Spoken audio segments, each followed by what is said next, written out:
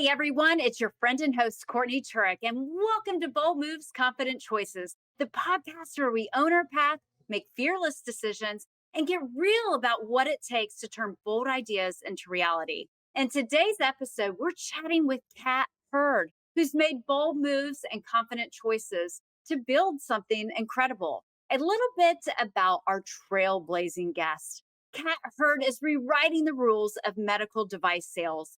After 15 years of climbing the corporate ladder and smashing into many glass ceilings, she decided it was time for a new game plan. Now she's a powerhouse career and leadership coach, helping women in MedTech rise, lead, and thrive in rooms that weren't built for them.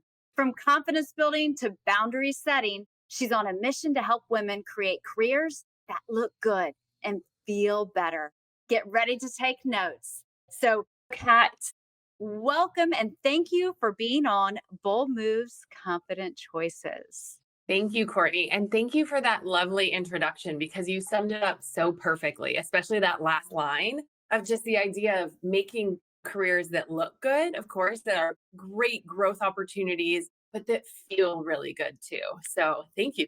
I'm excited to be You here. are so welcome. I'm thrilled to have you. And when I call you a trailblazer, I really mean that from the bottom of my heart. You are helping women in so many ways. And the past year, you've been putting yourself out there to help women. It's really incredible. Yeah, thanks. It's definitely met with a little bit of anxiety, I would say. The trailblazing path, I think so much of what you focus on in the idea of bold moves. I've made a lot of bold moves in my career, but probably none is bigger than the idea of betting on yourself.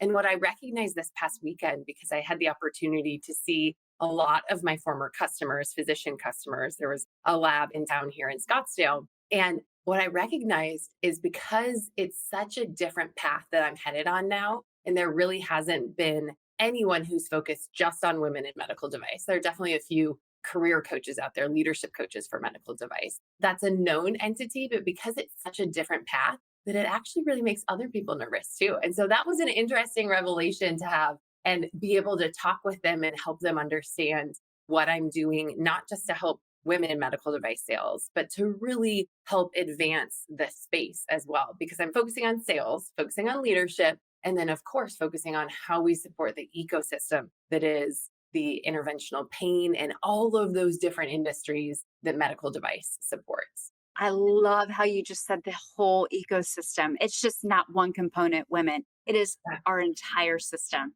hmm Yeah, and it's the idea of this ripple effect. So last June, when I kicked off my business, so I guess I should pause and say, you did a great job with my introduction, but just share. So I had 15 years of experience in the medical device industry. So I started as a clinical specialist. I grew my career into sales very quickly, had some tremendous sales years, finished first in the company. And then probably that first really bold move, oh, it's not true. One of the middle career bold moves was moving into leadership. So leaving this very prolific, very successful, very high paying sales career to go help other people build their business, build their careers. And when I made that move, it was this opportunity to really start to influence this space, the industry. And what I recognized really quickly was that to be able to make a bigger impact, you move to a smaller company and help grow that company. So after 11 years at Boston Scientific, I moved to a small startup, Saluda Medical, helped them commercialize. And then I left, as you shared, I left the corporate world last January to start my own business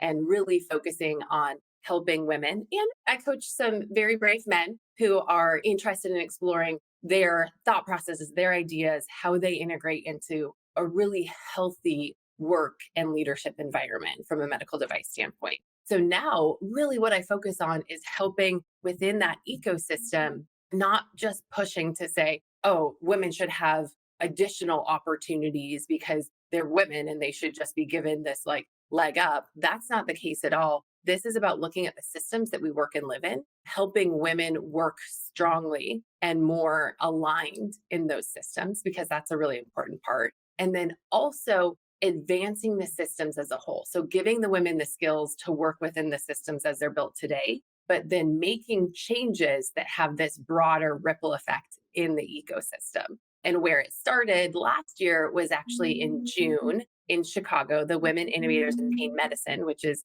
a society for female physicians in interventional pain. I actually hosted the first ever industry event. So it was an event for women in industry. And we had just a quick little session, 90 minutes in the afternoon. But that was really the kickoff of this ripple effect of change. Because for this Society of Female Physicians, they want to help create additional opportunities for female physicians. And in order to do that, you have to have people on the inside that help grow those opportunities, right? So all of that to say that it's not just a singular person's career that I'm impacting, it's all the little spider webs that come from it. Uh, so you jumped into your story. Thank you for sharing that with us because that was going to be my next question for you. What is your story? You talk about systems, Kat. Can you elaborate?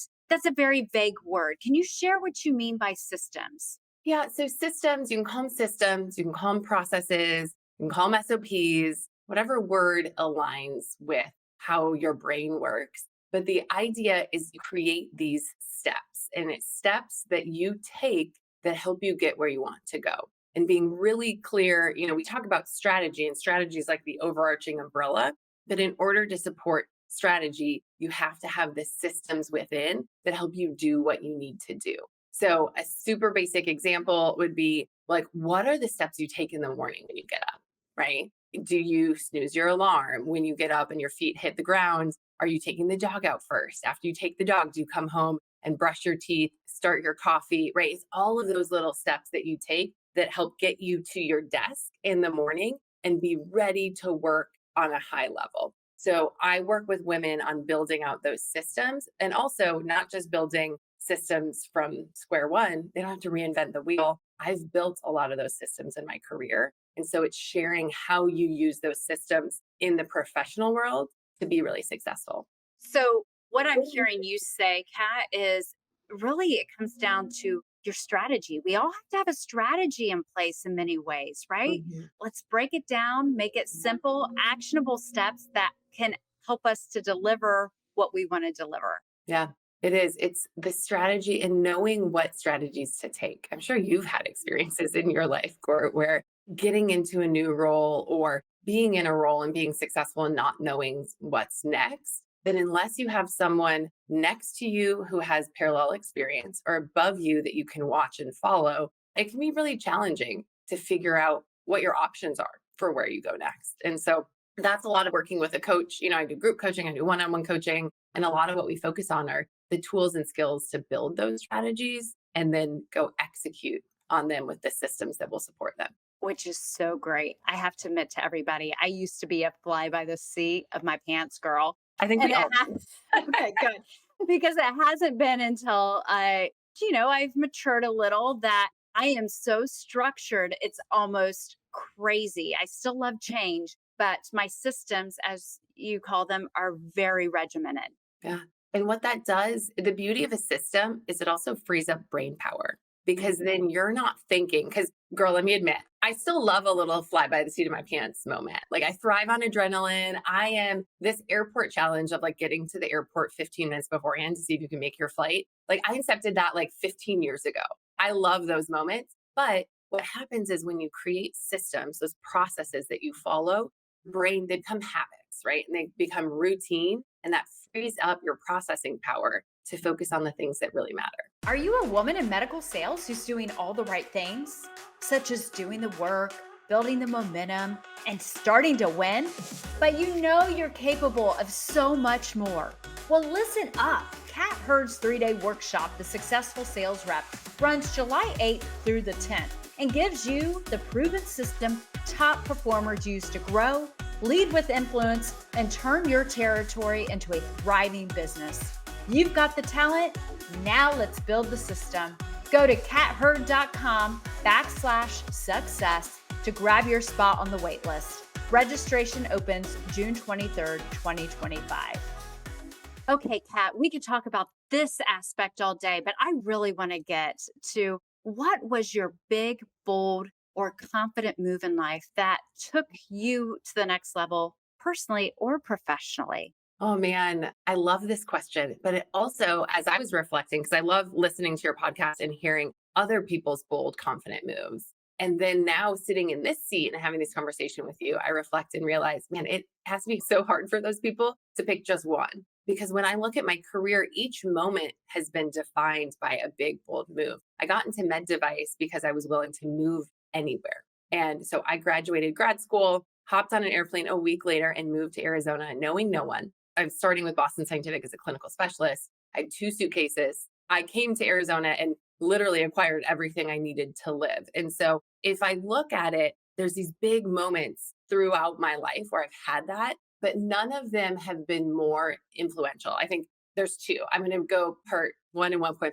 But it was that first move, right? Being willing to just like say, I don't know where I'm going to be living. I don't know what I'm going to be doing other than working for this company, but I'm going to go make it work because I was so passionate about getting into medical device. But really, if I look at where I am now, that big, bold move was the shift that I had in making my company change and recognizing that I could bet on future me. Because I think so often we have this fear of what's to come and will we still be successful? Will we be able to make the money that we made? Will we be able to have the success that we've had?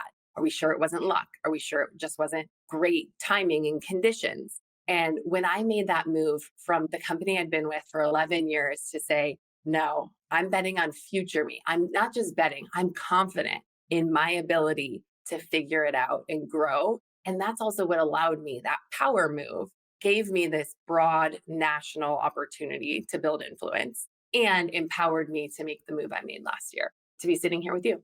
So, what did it feel like? And just to be clear with everybody, that big move for clarity was leaving corporate America, essentially, Mhm. betting on yourself, Kat Hurd, and seeing what this world has to offer for you and many others. Yeah. And thank you for clarifying. Because I actually would say, as I hear you roll it back, I think what I want to highlight, it was actually that first move from Boston Mm. Scientific to Saluda in saying my success wasn't company dependent, that I could go be successful anywhere that I went. Right. And that did enable me to then be sitting here with you.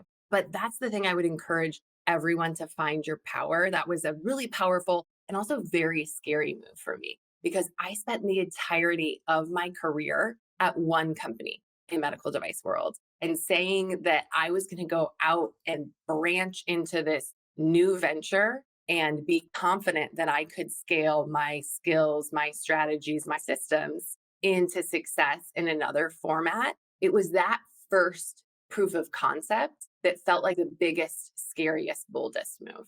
Okay. Yeah. I can relate a lot. And thank you for clarifying that, Kat. I'm doing something very similar right now. I'm stepping into that raw startup, starting from scratch. Mhm. It is very scary, the unknowns. How did you feel? And what did you do for yourself to make sure Kat was moving in the right direction, taking the right steps and the right leaps? It was really a lot of both soul searching and people searching in a way. So finding the right mentors and connections in the community. And what that experience allowed me to do was take the success I'd had in a small region, in a small corner of the Southwestern United States, and expand it broadly. And so that 3.5 years for me was all about networking and not just networking like for business growth, but really learning from those around me. Because what I've found in my experience is the fastest way to debunk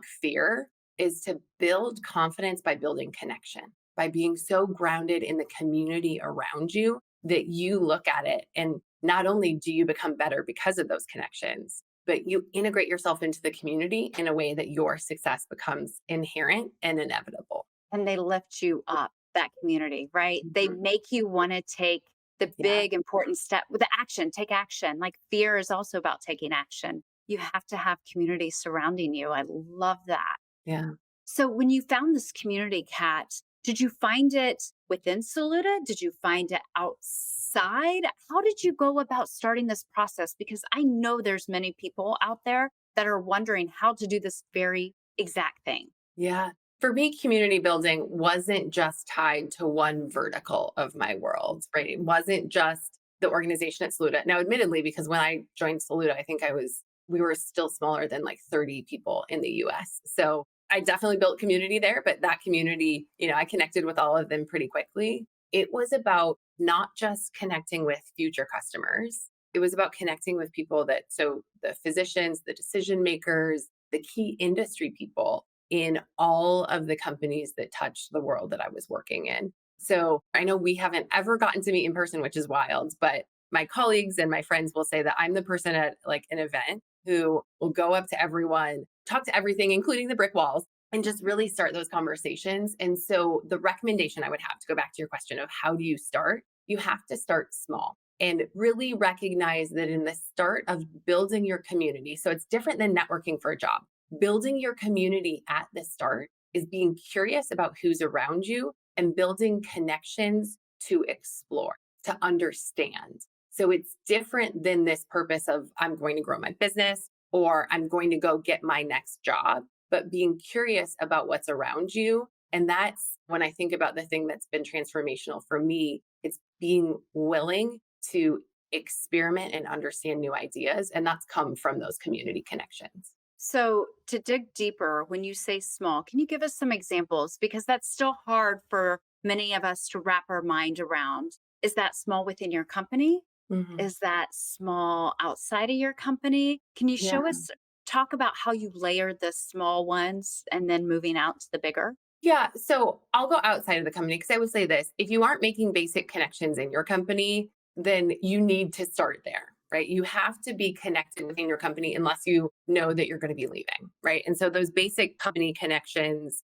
depending on the size of the company, things that you should be strategic about as they align to your role. But when you think about building your community for curiosity's sake, that's going to be moving outside of your organization. Because what I do see as a risk for most professionals that I work with is they have a wonderful community within their organization, but they don't have any brand or awareness of who they are outside of their own company. So, to get really granular, what that would look like when you go to a society meeting, that's you, even if it's a local society meeting, that's you making that intentional decision to connect with 5 new people. And I would encourage you to be really strategic about who those people are at the start, to say, who do I admire?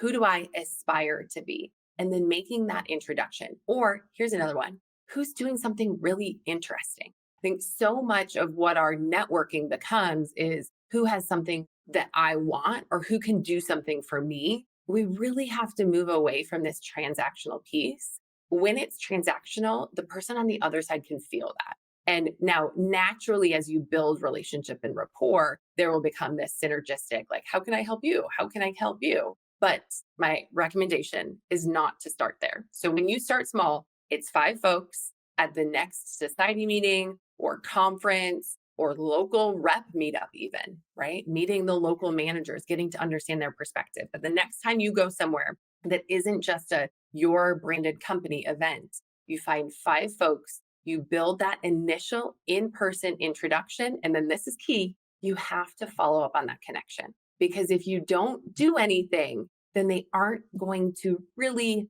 remember who you are or be inspired to deepen that connection. Follow up, Kat. It makes me pause because I can't tell you how many times lately I have encountered situations where follow up has fell short. And to your point, there's no way to deepen connection if you don't do the back end work Mhm. to the process. Yeah, it's so true. So, Kat, you shared this great pivotal move for yourself. If we went back to Kat Hurd today, what would you tell your 18-year-old self? Oh, that I love that question because it's this moment of, I think in some ways, humility, right? To think of, gosh, where I was in my freshman year of college at 18. And man, I thought I was on top of the world then, right? But it's so inspiring, I think, to look back at what's happened. I just turned 40. So over the last 22 years. But what I would tell my 18-year-old self is to just be willing to experiment and explore. So much wonderful things can come out of exploration, that not getting so tied to an idea or a career or a specific thing that you lose the forest for the trees. It's so important to be motivated, but it's also so important to keep that agility. So, really, it's that exploration and not to be afraid to fail. because my 18-year-old self was this. It was perfectionism at its core. It was, I was going to be good at everything always. But you and I both know that, especially in the professional world, but even in your personal world, those growth moments really come when you skin your knees, fall flat on your face, pick yourself back up and learn from those moments. And they can be some of your best teachers and your quickest lessons, even faster than if you were doing everything that you wanted to do and doing it well. So, Kat, you talk about those moments of falling flat on your face. I'm going to challenge you. Is there one you would just be willing to share with us? Oh my gosh. Hey, I love talking about failure. This actually used to be when I was a hiring manager in medical device. I asked this question in every interview. What's your biggest failure and what did you learn from it? Because I do feel so strongly that those are our best teachers. I'll start with one of my early failures. I was a salesperson, and as a salesperson, well, I started as a clinical and then moved into the sales role. And I was given a big opportunity from a business standpoint, but customers that had said they weren't going to work with us. And my first quarter, I had a massive number and I finished, I can't believe I'm going to admit this on the internet to all of our new friends, 18% the plan. Like, holy kick in the pants. Yeah, I laugh. I always share it, but then I'm also like, oh my God, what are people going to think of me? Now, that was a pivotal moment for me because the lessons I learned and how I had to control the business, not let the business, the cadence of our product and patient orders and the cadence of our customers, I could not let that dictate the momentum that we had. So then, why do I talk about systems? Because I went and I built all these systems for how the business ran, right? And then Yeah. what happens? The 3 years following, I went from 1.5 million to 3 million to 6.5 million. So if you are really struggling, just know that that doesn't mean it's not the right role for you, because it would have been so easy in that moment of failure that my 18-year-old self probably would have looked at that and packed up their bag and hit the road and found a new job. But by not doing that, when you have those really tough moments, you teach yourself that you can navigate anything. And you learn in those moments what you need to do differently to come out on the other end. So, before we go to the next thing I want to touch on, Kat, how did it feel when you were 18th Yeah, 18th, 18, yep, 18th yep. Just a person little to louder. plan? How long did it take you to snap out of that and be like, Kat, you got this? Gosh, that was so long ago. That was over 10 years ago. And so it's a little hard to put myself back in that moment.